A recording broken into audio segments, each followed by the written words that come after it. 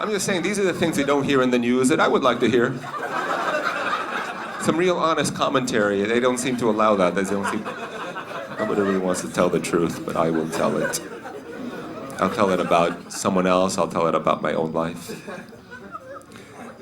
I used to have headlines about my own life that I would discuss, but apparently I have been preempted as well. It's got me thinking about death. Death is not fun. You go to the cemeteries, no one's having fun at the cemetery. There's huge potential for it, but you never see it, you know? You see a tombstone, I mean, look at that. I mean, it's ripe for a good line or two, you know, but you never see anything. Have you been to a cemetery? They're so depressing, just because I don't think they're taking advantage of the levity possibilities, the potential there. I don't know, I'd like to walk in once and just see like a tombstone that said, I may be dead, but I'm still horny. You'd miss that guy. You wouldn't know him and go, I would have liked to hang out with that guy. That guy had a sense of humor. It's a shame he's dead, you know?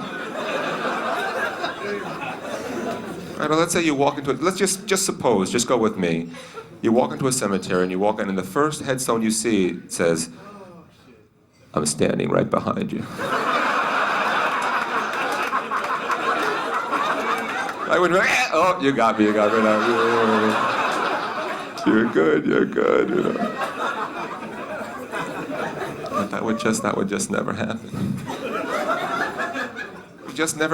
We never really face, you know, mortality, actually, not head on. We spend, do you know the amount of money that we waste on research we're still looking for the leading cause of death?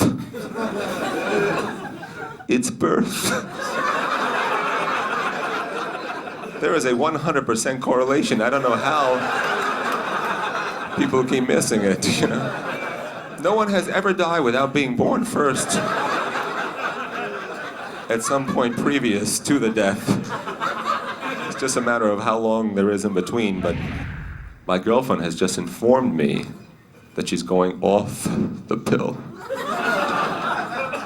Which, I am not a fan of the alternatives. Especially Trojans. I can't believe that's what they're called. Why would you name any form of protection after the greatest security breach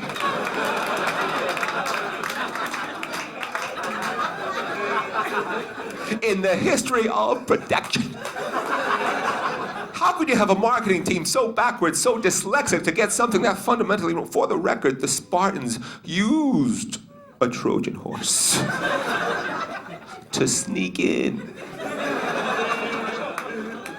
and knocked up Troy is what happened. I don't think that's a brand image I'm looking for in a contraceptive.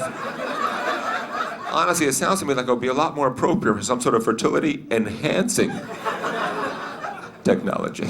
You're still not pregnant? Try Trojans. We'll get your little soldiers in there.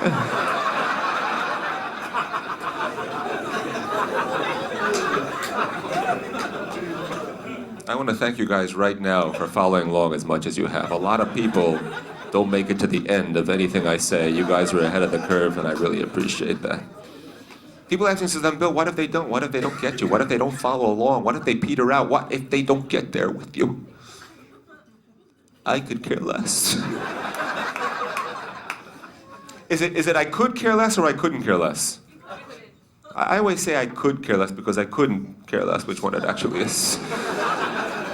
Although I realize there's a difference, it's not the same thing. I could care less means as much as I'm already not caring. There's still a lot more not caring I could be doing. Oh, don't think this was it. Well, I have not yet begun. Believe me, I can generate a lot more not caring than this. It's not pretty, you don't even want to know. It's almost like a threat. Don't push me. I could care less. I couldn't care less is an entirely different level. This is even if I cared enough to care less more. I couldn't. I am sorry, I have no more not caring left for you. You should have told me you were coming. I would have saved some not caring for you. I know how much not caring your ass requires. You see this? I'm trying to not care more than this, and I can't. I can't even muster up one more iota of not caring for you. Do you know I don't even know what that word iota is? I use it all the time. I swear to you, I have no idea what that means. All I know is never in my life have I ever heard of 2 iotas. It's always that one that people are pointing out a severe deficiency, and I don't know how he got that job. He doesn't have 1 iota of experience.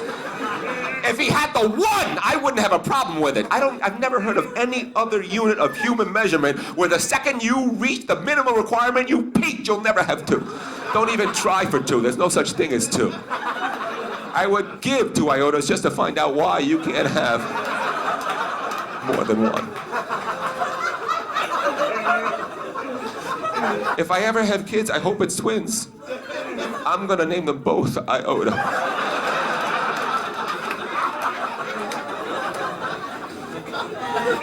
I'll post their pictures on Facebook. I will be getting a lot of traffic on my site. How'd he do it? How'd he do it?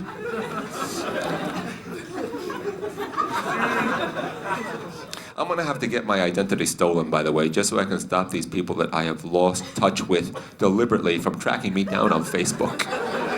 This is getting very annoying. I mean, from second grade, you don't think I have filled the voids in second grade with other people in my life? There is no need for this. I have moved on, you should too. These people I have deleted from my cell phone, popping up on my computer, no. I had a dog once, ran away. The other day he tried to friend me on Facebook. I was like, no, you made your choice, I'm sorry. Keep running, I'm a cat person now. People believe these people are their friends. These people are not your friends. Sending you cocktails, they wouldn't buy you a drink in real life. These people are not your friends. Poking you? Stop poking me! You wouldn't poke me if I was really there. How is this appropriate internet social behavior? In real life, it's fucking annoying. I would put a stop to the poking right away. You gotta keep your status updated, otherwise, you're nothing. Just update the status. Well, I'm sick of Facebook, that's my status. Bill Santiago is still sick of Facebook, that's my status. Still sick, still sick, still sick. Twitter, are you on Twitter yet? It's too late, we've moved on, it's gibberish now. Gibberish.com. We should consolidate all of these stupid things into one big website, call it timesuck.com. Now we know where to go. And yet I have plunged deeper into the technology. I just bought myself a Mac. $3,000, I have no idea why. I don't know why I did it. Yeah, were you wooing? Do you have a Mac? Yeah, you're a Mac person? Mac people love to hear someone else was stupid as they were to spend that much money. It wasn't just me. You do it, you do. Oh, thank God, it wasn't just me. Did you get the Pro? I got the Pro. As soon as they said Pro, I had to have it. I don't know why. I mean, there's an entry-level model. They were like, nah, you can get away with that. But the MacBook Pro, they had a special lighting and everything. As soon as I had to have the Pro. I'm still incompetent. I don't know how to use it, but I feel like a pro. I'm on tech support. Hey, I'm a pro. I can't turn it on. Can you help me turn it on, please? I can't get it to work. What's so valuable about this machine that it's worth this kind of money? They said, well, look, it's got a magnetic power cord, right? Someone trips across it. It doesn't pull the machine off. The cord just flies away, just flies away. So I said, this is the most expensive thing I have ever bought in my life. Now, if a criminal wants it, not even the cord's there to hold them back. I won't even sense that someone has just lifted it up off my... You've made it, you've increased the stealability. That's what you've done. They got me on the iMovie stuff, though, because I went to film school, $10,000 a month. Whenever graduates, they can't afford it. Now you can make a movie, drag and drop. Drag and drop! All that money I wasted, I was calculating, oh my God, this machine could save me millions of dollars in movies that I wouldn't have made, but, millions of dollars. I said, what can't this thing do? What can't it do? I said, listen. I had a one-on-one with the salesperson. I just took him aside. I said, can I just ask you something, Mike? I'm ready. I got the credit card. I don't know if I'm going to do just one thing. My father died recently.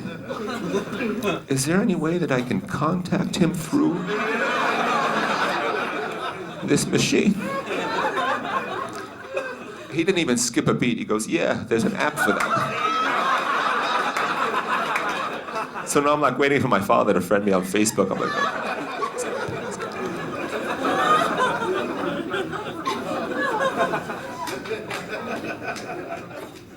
now, seriously, maybe it's all this whole death thing. I don't know, but like now I want to know more. I want to know more about religion and everything. Like now I want to know, is there something else? I have cracked open that Bible and I had no idea how much catching up I have to do. Thou shalt not kill. Are you guys familiar with that one? Have you heard of it? Honestly, I always thought it was the first commandment.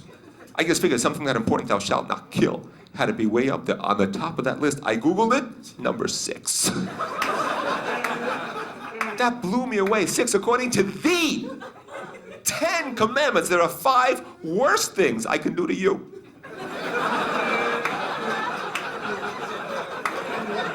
Then kill you. How do you like that? Thou shalt not kill didn't even make top 5. Not even runner-up. Anybody know what the runner-up is? Second commandment? Thou shalt not take the Lord's name in vain. That's right. That means if someone shoots you dead. But just before you die, you manage to shout out, God damn it! You're the one going to hell. How do you like that? Religion's a very dangerous thing. Not for amateurs. Don't fool around with it. If you're not qualified, it could backfire. I've never had any luck with it. 7 years old, I got beat up by a kid named Jesus. That's how I pronounce it too. Not even Jesus, Jesus, which I knew was wrong. That flipped me out even more. And when you're 7, you can't tell the difference between Jesus, typical Puerto Rican name in the neighborhood, and Jesus, the actual Savior. So I was walking around all guilty, confused. What had I done that the Lord would send his only begotten Son down to Brooklyn to kick my ass? Never get up. That'll leave a little emotional scar. I don't know if you can see it, it's a little hairline, but it's there. Are you religious people? I mean, you need something, right? Some sort of philosophy to keep you on track, whatever it is. I've been experimenting. They say dance like nobody's watching. Have you heard that one? Yeah. Love like it never been heard. Little tougher. Work like you don't need the money.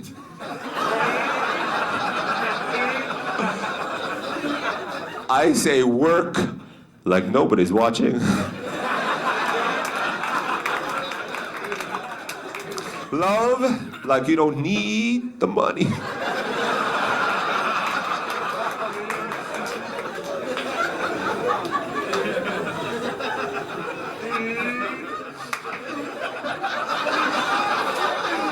Dance like somebody's definitely going to get hurt. It's a little more aggressive. But this is the attitude we need to get us out of these economic doldrums. Obama needs our help! I voted for Obama, by the way. You know why? Because I will do whatever Oprah tells me to do.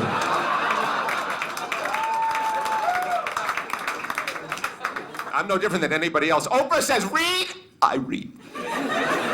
Oprah says vote, I vote. And he owes her everything. The second that she came out and endorsed him, that was it, done deal. I don't even know why they kept on campaigning. Oprah said it! And so it shall be done. I was watching, I knew it was historic. I couldn't believe it on my TV screen. Both of them together on stage, those words coming out of her mouth. He is the one. That's like right out of the Matrix right there. That's very powerful language. He is, I was at home screaming. I was like, Oprah, what? Oprah, you are the one. Why aren't you running? You're perfect. You've got the ratings. You're black and you're a woman. Wouldn't even have to raise any campaign funds. She writes herself a check. Doesn't even notice it's missing from her account. Doesn't even notice. But she didn't want to be president. She could have had it. She didn't want to be president. President would be a step down for her. Why would she take a pay cut to work in such a little tiny White House? It doesn't make sense. I can't see her at the Vatican, though. That sounds like the next logical step. Pope Oprah. Oprah. She controlled everything on the planet except her weight.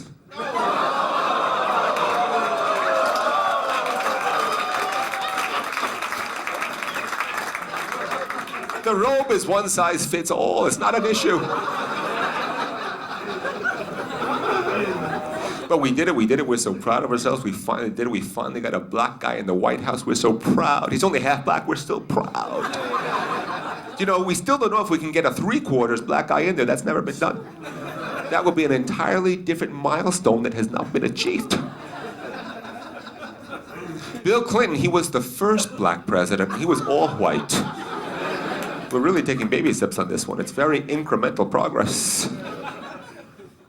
The whole thing from the beginning was ridiculous, you know? The questions were very infantilizing.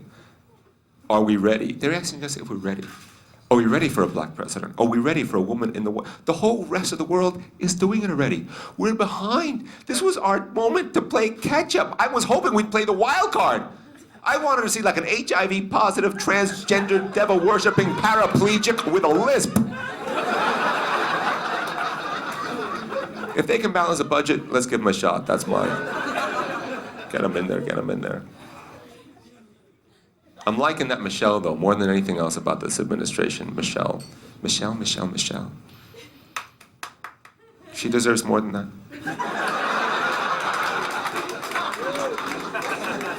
I have feelings for her that I have never felt for another first lady. I don't know if it's right to feel that tingle for a first lady.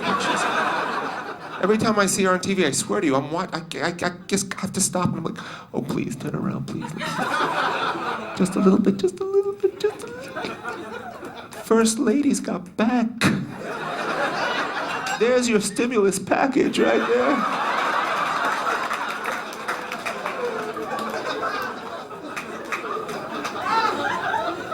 Honestly, I think this is the first time any president is going to have sex in the White House. With his wife, right? That's the real kicker. And I hope the rumors are true. I hope she's pregnant right now. I hope she has more kids. You know, because I'm the kind of guy, I like to put it right in people's noses. I would love for more black people to come out of the White House that went in the first place. We're lucky, I think, because we came very close. It could have been President Palin.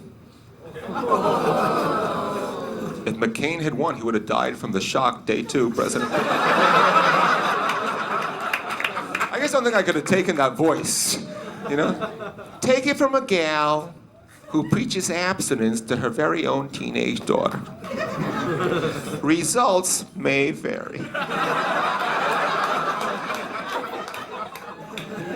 Who would want that? Can you imagine? He's got to turn around the whole economy, not just our economy, the whole global economy. That's your job. That's at the top of your to-do list. Day 1, you want it? Go! Fix it! Go ahead! I can't even straighten out my own personal credit card situation. I had no idea how difficult it was. Have you tried? Do you know that just checking to see what your credit rating is lowers your credit rating? That's like looking in the mirror makes you uglier. Oh my God, really? It's worse than it was. Jesus Christ, let me take a, whoa, no, take it down. Woo! Do you guys work out? It doesn't matter what shape you're in, as long as you dress appropriately for whatever shape you happen to find yourself in. It's such a simple rule. Not everybody playing by that rule. You should never wear leather if it takes more leather to cover you than an actual cow.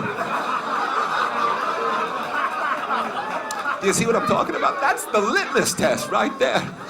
If your snug little outfit would hang loose on a member of the species that donated the hide, maybe leather is not your fabric.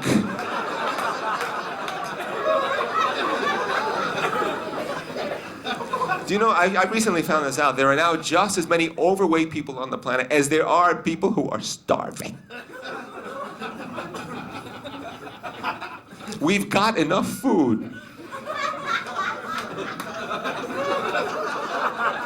It's just a distribution problem. Nobody wants to share. We have to learn how to share.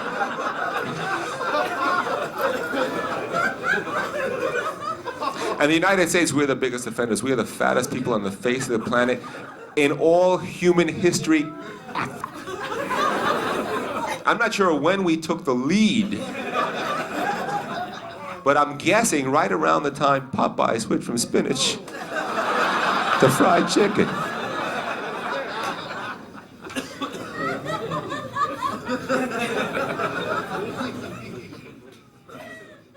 People don't care. They're like, I'll buy 2 seats on that plane. I don't care. I'm going to keep eating. I don't care. People enjoy being fat. I'll pay the price. Just, I don't care. We have fat babies. We have fat dogs. They make fat furniture now. We are a fat country. You don't want to be too skinny, though. Too skinny, that's no good. You want a little... I mean, men won't admit this, but they see the skinny models on TV and they're like, oh, they're so beautiful, but in bed, no. You want something that's a little bit more upholstered than that.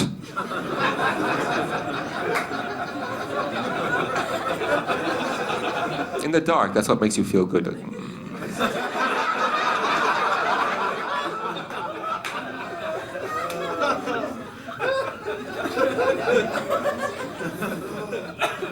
But on the plane, there's always that guy who's pushing it. And now they don't know how to, they don't know how to charge. They want to charge you if you weigh too much. If you're too fat, they want to have a too fat charge on the plane, right? they don't even know what to call it. The fat charge, the extra, I don't know. The too big, you don't fit in your seat charge. I don't know what. And they're like, oh, we don't know what the cutoff point is. How do you tell someone? You know, I'm like, well, if your stomach is on my lap, I think you have to pay extra.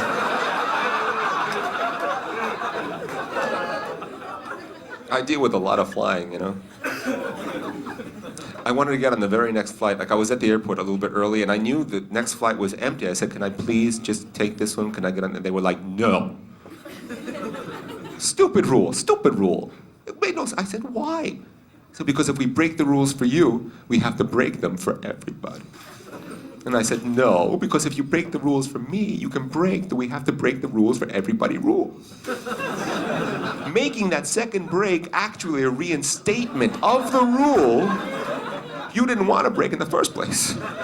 All these breaks cancel each other out, and we go back in time to right before this conversation started. And she looked at me for a second like she was rebooting her brain, you know?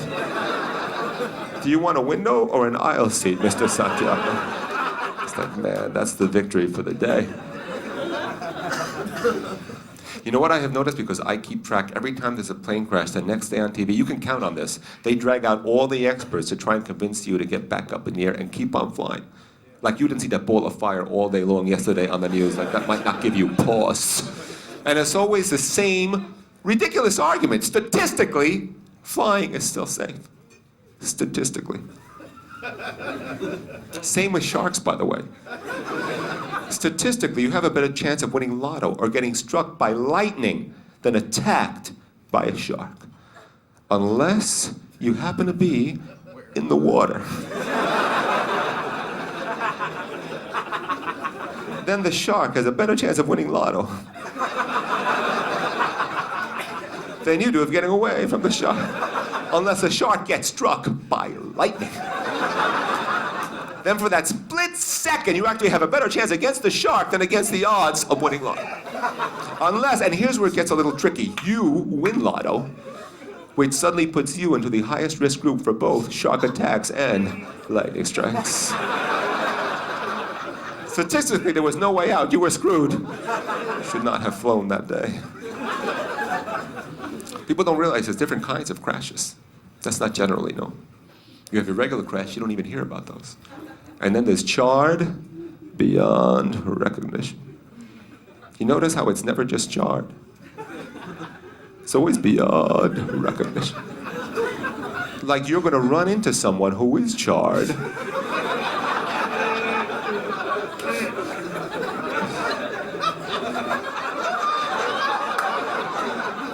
And recognize him. Larry? Is that you? Well, I'd know you anywhere, but you might want to use a stronger sunblock here. You guys are a little slow, but I like Minneapolis anyway. I really do. Taking your time with them, letting them marinate. I like that. You know what I love the most about Minneapolis? I mean, there's a lot. I really enjoy playing here, but what I love the most and what keeps me coming back is the fact that you people have a White Castles here. Like seriously, like White Castles. I grew up on White Castle. As a Puerto Rican in New York, I grew up thinking, believing honestly and truly that White Castle hamburgers was traditional indigenous Puerto Rican food. That's all we ever ate. I went straight from breastfeeding right to White Castle hamburgers. And then every Thanksgiving, my mother would stuff our turkey with like 80, 90 White Castle hamburgers. Our friends would come over, oh my God, this Puerto Rican stuffing is delicious! Can we have the recipe? No, it's a family secret, I don't think so. And then we'd scramble to hide the boxes so it wouldn't be embarrassing, you know? I don't know how much they told you about me, but I was born in New York like most Puerto Ricans. It's very traditional, actually. I went to George Washington Elementary School. I was the only Puerto Rican in that school, and in this school play, I got to play the part of George Washington. How do you like that? I was a founding papi. How do you like that? Yes. That was back when it meant something. Bill Santiago. My name is half and half, half English, half Spanish, half Latino, half non. I've learned how to go one way or the other with the name, you know, depending on the situation. There's certain situations where you want to be full on or not at all. And like if I'm dancing, if I go out dancing to a salsa club, I can't say Bill, it will not work. Not if you have the Santiago option, don't go with the Bill. If you walk into a salsa club, when someone asks you and you say your name is Bill, the music will stop. There will be no dancing for you. They can't even pronounce it. Oye, ¿cómo te llamas? Bill. Bill! Bill, I don't know what it is. In a Spanish-speaking environment, when you are thinking in Spanish, you know, the I is pronounced E. You can't wrap the tongue around fast enough to get the so it comes out wrong. Bill, Bill, Bill. Bill, Bill. If I'm dancing salsa, it's Guillermo, it's Guillermo. Ay, pues Guillermo, ¿por qué no lo dijiste? I can dance with a Guillermo. Bill. I don't dance with anybody named Bill. Bill. Sometimes I just go right for the Santiago, you know, like Madonna. What's your name? Santiago. Last name? Santiago, Santiago, just like Madonna, that's it. Santiago, let's go, let's get this thing going. I do wish sometimes I had a full-on, no questions asked, ultra, alpha, ultimate Latino name, something like Benicio del Toro. You hear that, there's no question. You spot him right away. Oh, that must be him over there. That's the most Latino-looking guy in here. Look at there's steam coming out of his horns. That's Del Toro right there. But I think it's a Del Toro that puts the name over the top. You could tag Del Toro onto any name, no matter how un-Latino that first name was. Del Toro will qualify you instantly. You could be Chad Del Toro. You'd be thinking to yourself, I bet that Chad's a mean salsa dancer. With a name like Del Toro, there's no questioning it. You could be Obama Del Toro.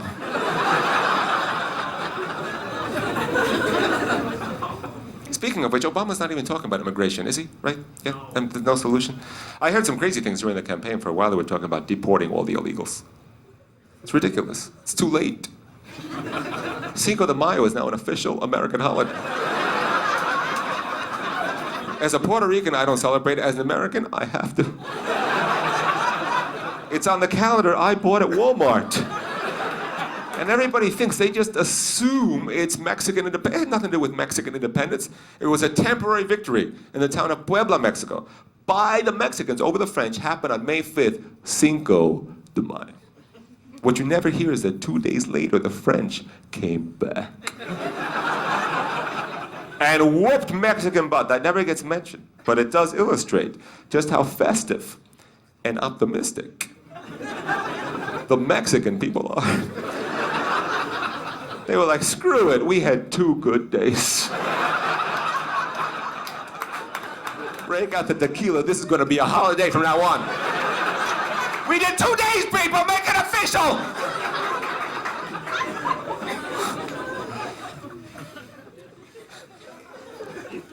So we might as well get used to it, you know?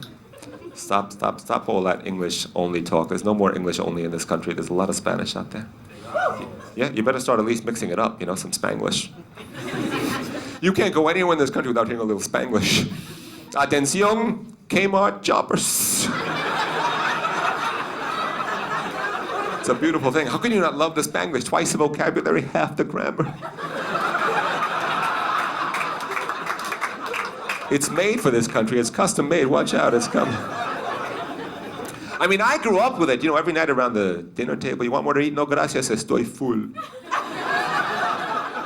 But it's achieved a whole different level in our national consciousness. Now, I'm hearing a lot of Spanglish advertising. La nueva variety bucket, the Kentucky Fried Chicken. Cada pedacito de pollo frito está finger-licking delicioso. And don't think for a second it's just Latinos doing it. If anything has crossed over, it's the Spanglish. I heard this on Nightline. I swear to you. Are you insinuating North Korea doesn't have the cojones to launch a nuclear attack? And I'm thinking, how did that get by the censors? Who doesn't? Everybody knows exactly what cojones means. If you had any cojones, you would have said it in English.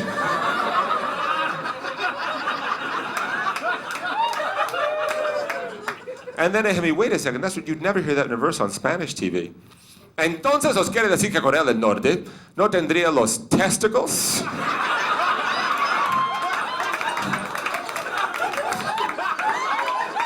Para lanzar los ataques nucleares contra los... I don't know why it doesn't work in the other direction. But don't try, you could get hurt. Not, even if you know how to do it, it's very risky, it's very risky. Now people hear me going back and forth and they're so curious, they ask me straight out, Bill, so then what language are you actually thinking in then? Well, it really depends on the last language you were operating in. You don't automatically switch over, there's a little bit of a lag. Like I was reading this ad for the Army, but it was in Spanish. So instead of I am Army, it said soy Army. Then I walk into Starbucks and there's a sign that says soy milk.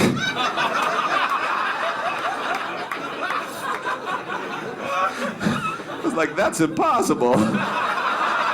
I am milk. Reporting for duty, sir. Let me at those lactose intolerant sons of bitches. We are going to keep the homeland safe. Soy my ass. They allow you to be bilingual in this country, but they don't go out of their way to facilitate that little habit. Like I was trying to write my mother a very simple little email. You know, Mami, I'll see you mañana. It doesn't get any simpler than that. But to get the ñ, the N with the squiggly over that gives you the ñ sound, that is such an important, it's not just a letter in the alphabet to us, it's not just a character, it's a symbol of our identity. Without the ñ, you don't even have Spanish, it's Espanol. Nobody wants to speak Espanol. But it's not on the keyboard, you know, and to get it is so convoluted. It's like Alt 164, it's like alternate side of the street parking. I never remember what it is. I always get it wrong. I can never find the post-it where I put it. And the only word in the English language that has the ñ in it, officially the only one in the dictionary, in the spell check, in the software, the only one is piñata.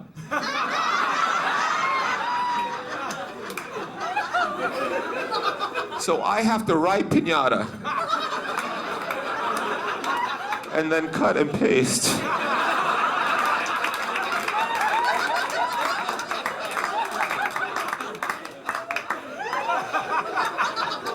The discrimination's right in the software. It's, I know Obama's busy, but eventually I hope he gets to it. I like talking to a live crowd, because you people can't hang up on me. I don't get that on the phone. On the phone, my friends, they try to get me off the phone, but by making it sound like I'm the one who's got better things to do. And I'm catching on, and I'm getting sick and tired of that line, too. Well, let me let you go. That takes a major cojones right there. Let me let you go. They're trying to get rid of you, but by asking permission to do you a favor. Would you let me let you stop wasting my time? Permit me to assist you in getting the hell off the phone. I don't know why I called you in the first place. But I regretted it the second you picked up the phone. You're never thinking fast enough, though. No matter how many times you've been caught in that loop, it's always like the first time, you know? You're like, let me let you, like, all right. And thank you for letting me let me. Apparently, I got to be going. To go do this thing, something so important, so urgent that somehow you know about, but it slipped my mind. I couldn't even go take care of it if you hadn't released me from the hypnotic trance of your scintillating conversation. Thank you, you chit-chat Jedi, for letting me let you let me.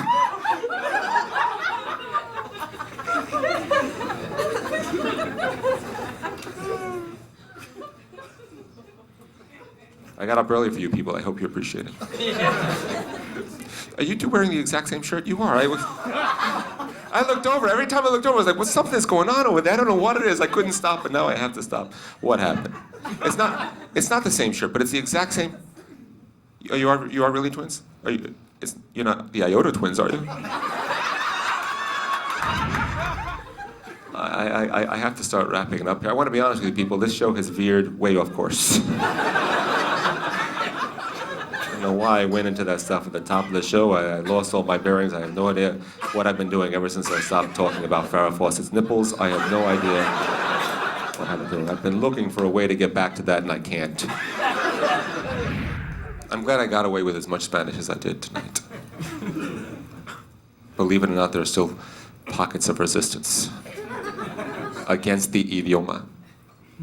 One time I come out on stage and I began the show this way just to test the waters. I said, "Hey, anybody here speak Spanish?" Guy in the front row looks at me and goes, "No, thank God." I was blown away. I'm looking, I had nothing. Normally I can roll with it. I'm like, "Thank God?" But in that moment, I picture him getting to heaven and the sign on the gate says, "Se habla español."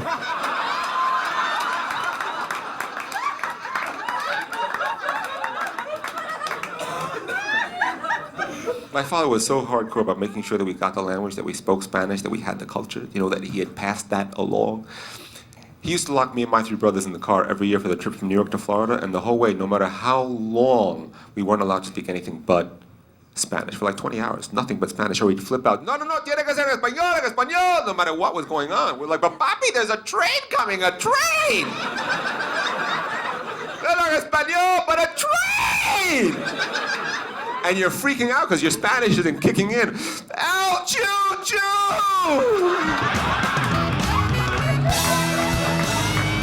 All right, thank you very much. You've been a very fun crowd.